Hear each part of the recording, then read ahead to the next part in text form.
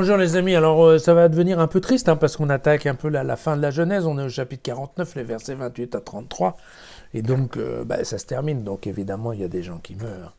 Il y avait eu tout 12 tribus, en tout 12 tribus d'Israël, d'accord?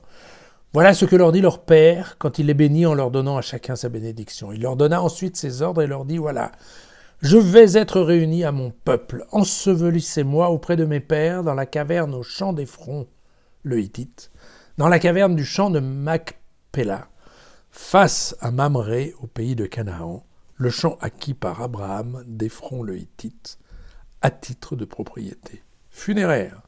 C'est là qu'on a enseveli Abraham et sa femme Sarah. C'est là qu'on a enseveli Isaac et sa femme Rebecca. C'est là que j'ai enseveli Léa. Le champ et la caverne qui s'y trouvent ont été acquis des fils de Heth.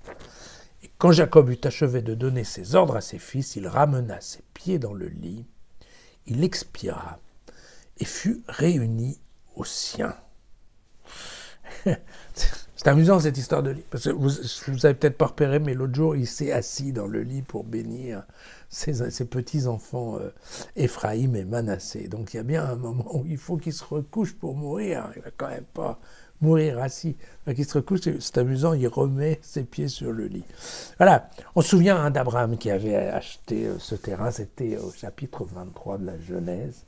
Et il en avait fait en effet le tombeau, le tombeau des patriarches, tout simplement. À demain.